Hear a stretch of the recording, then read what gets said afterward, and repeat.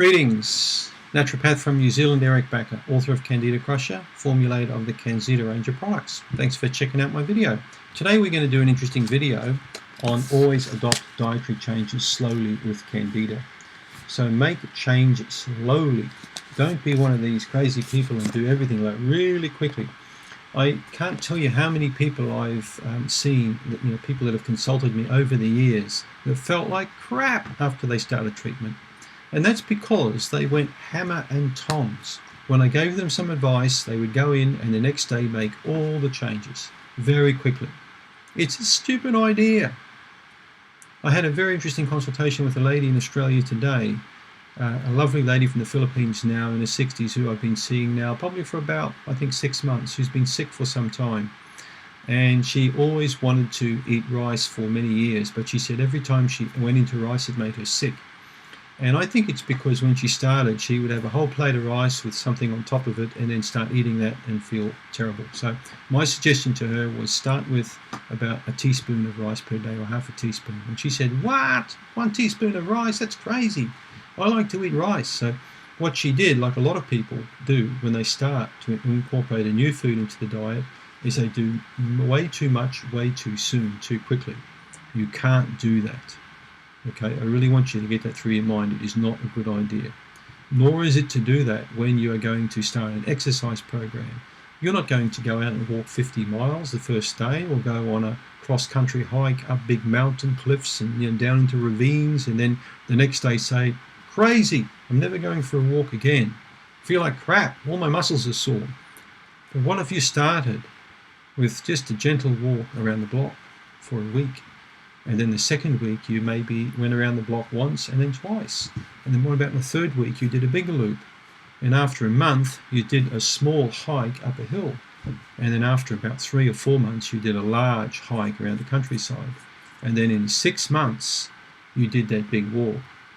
Sure, you had some sore muscles, but you didn't need to have hospitalization, with extreme dehydration, because you weren't crazy, because you gradually build things up over a period of time. Now your digestive system is the same. It needs slow adjustment, it needs slow change. It's very clever for you to understand that principle. Now why would that be so? Why would I want you to start slowly and build up?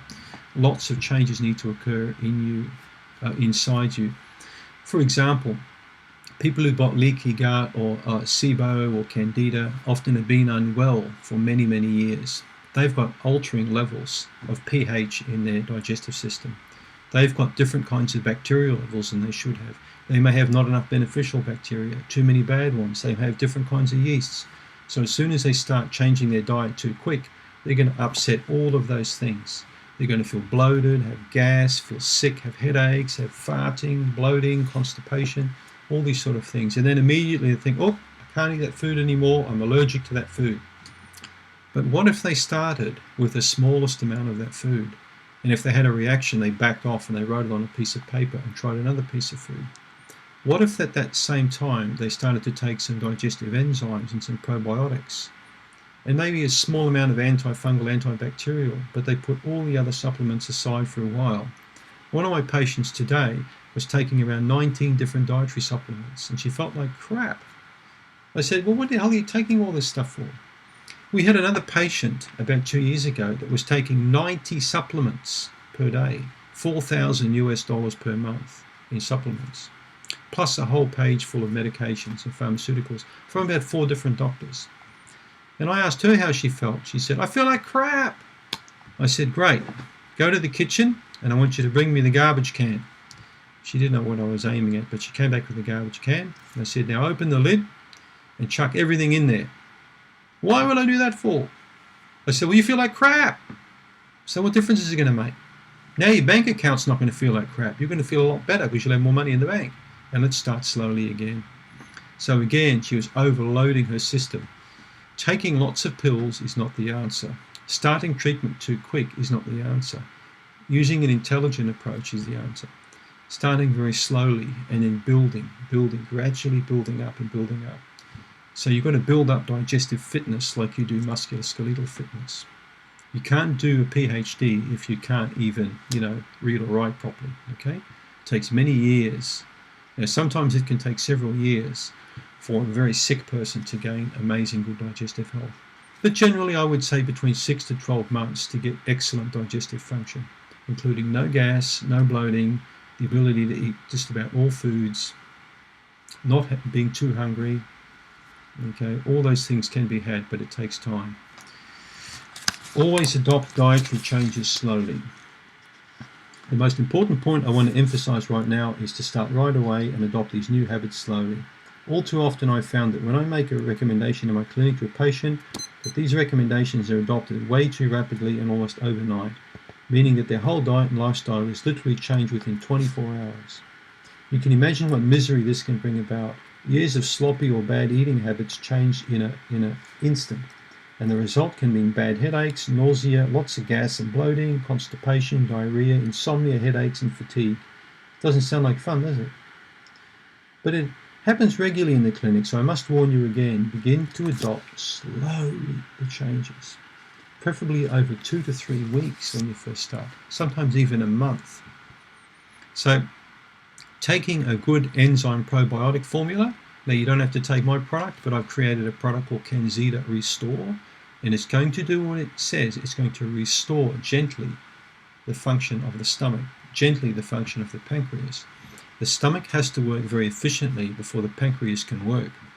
Consultation today with a patient with a bad Helicobacter pylori infection, which is reflux, heartburn, gastroesophageal, reflux like GERD, taking an acid-blocking drug for years. Now, what happens with these patients when they take drugs like Nexium or omeprazole or crap like that is they block the stomach's ability to work. They put out the fire of digestion. They impair the way the pancreas works. So that can sometimes mean when you swallow food, it sits there like a lump, or you cough, doesn't sit quite good in your chest. Things get a bit clogged up down here.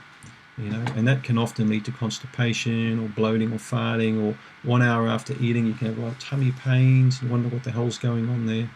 So these drugs are not the answer. The answer is obviously to go to it like a bland, boring diet for a little while. Take some enzymes and probiotics. Take maybe a good antibacterial, antifungal, like the CanXida Remove. Again, you don't have to take mine, but I've made a product, based on my experiences, that's going to help, kill a lot of crap here in the stomach.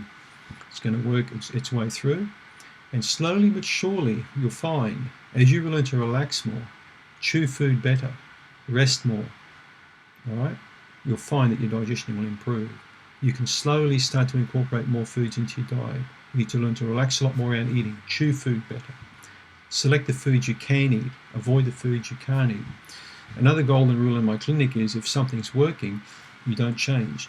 You stick with that thing. And if it's not working, but only a little bit, you might need to tweak it until it works a bit better. And it's working better, then you keep doing it. If it's not working, you change it. If it's not working at all, you change it completely. And of course, why would you want to stop when something's working? Many people take a supplement, take it for 30 days, and then stop it. And they think, well, I just needed 1 bottle, but now I feel like crap again, so what do I do? And I say, well, how did you feel when you're taking it? Oh, I felt great. Well, then why don't you go back on it again? Oh, yeah, that might be a good idea. So you know what I mean? If something's working, stick with it, and keep working it until, it just gets better and better and better. And once you're on a roll, it just gets bigger and bigger and bigger. Adopt change slowly. If you adopt change slowly, the body will slowly improve. And then it will improve more and more to the point where you feel pretty good about yourself. And then over time, you'll know you can back off treatment and then stop it completely. But don't be quick to make, changes. When it comes to starting treatment or stopping treatment, don't be quick either. Don't be quick to quickly stop treatment. All right? You taper treatment off slowly, and if you go backwards, then you need to go back again and keep on track. It's common sense, isn't it? All it is to me. So I hope this has been an inspiring video for all your fans YouTube out there. Thanks for tuning in.